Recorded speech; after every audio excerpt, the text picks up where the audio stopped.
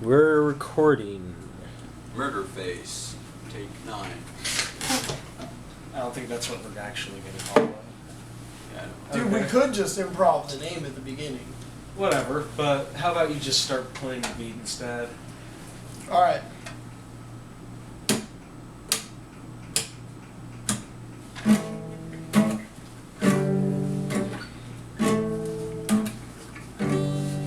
So, it was about 1809. I was walking through a foggy London town.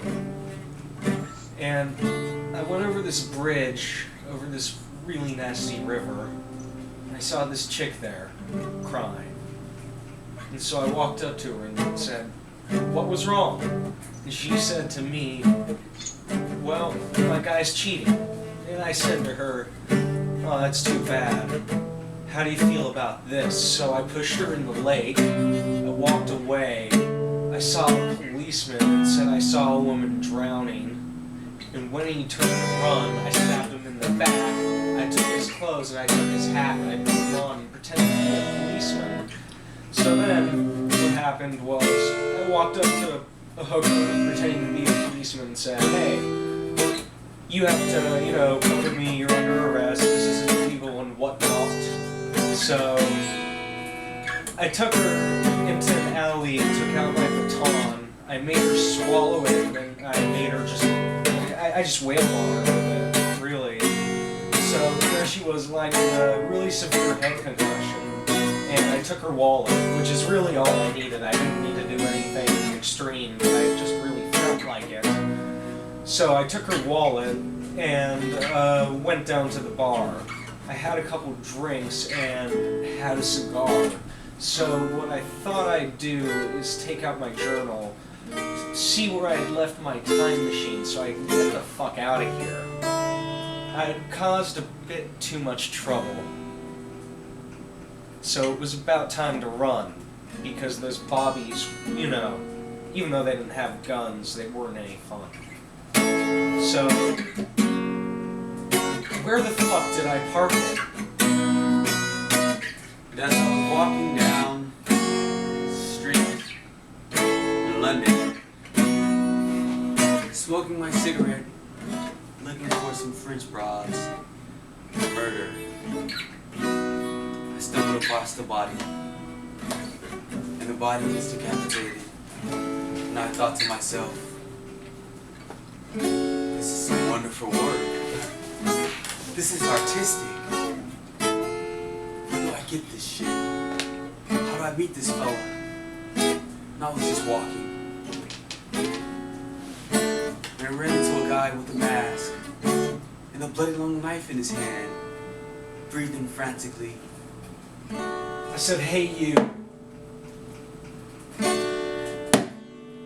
What do you think you're gonna do to me that I couldn't do to you?" Twice as hard. So he took his knife, and he took a lunge at me. I grabbed his hand and just gently twisted around and shoved it back into his gut. He kind of reeled over, and I spat on his leather face. I took the knife out and stuck it back in just because I could. I twisted him about to see what he was made of, and really, same as us. But he was just a crazy guy with a knife, really.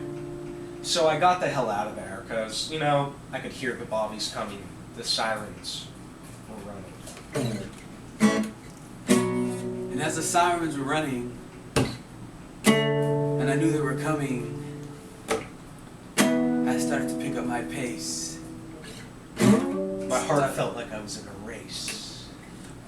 Felt like I couldn't get away, but still I had to survive. Come somewhere living within this madness. I know there's someone just waiting to die. I had to find a time machine, or I may as well have stayed there. It wasn't really worth running if I couldn't get out, because either way I was going to jail. And I thought to myself at that very moment that life sure has a way of stabbing you in the back, pulling at your heart, and and your liver and your spleen. So, after all that happened, I had to give a long, hard thought where I had parked, after all I had been through, after all I had fought. So I thought, what was the first thing I ran into? Oh, well, no shit. It was a ghost, because apparently that shit is actually real. It's not a hoax. So, where do ghosts usually roam? Where do they go to moan? So I just listened for the rattling chains, and I could hear my escape. And as I walked, I gained, I felt something in my chest welling up. There was that idea that I was going to actually get out of here alive, back through the graveyard. And that's when I see the zombies coming after me. Then I thought to myself, is this hell? Where do I go from here? Thought I have escaped, but I'm still stuck. Oh well. But I will survive. I will hunt and gather, and I will kill in this graveyard till I escape this bloody scene. Hopefully, it shouldn't take me that long. So, as I entered the graveyard, and, when you open the giant gate, it makes that big stereotypical creak. You can feel it go up your spine. And it sounds like I wasn't sure if it sounded like that, but I might have drank a little too much. As I stumbled through the gate and the zombies came out and came after me, I started to run for the catacombs. Though it was just, a couple feet farther than the tones. So I kept running, and there it was, behind the biggest one, Angel with her head lopped off, and she's missing an arm and a wing. It looks all really scary and shit. But I remembered just a couple feet to the right is where I parked my time machine. So I got out my keys and I got the fuck in my time machine. And I got the fuck out of there. Then I remembered as I ascended, and I started to break the barrier of this planet, our spaceship. I remembered. I was floating through space, I lost my wallet. thinking about my wallet. It was terrible. I had a picture of someone. Someone that I love. That's the end.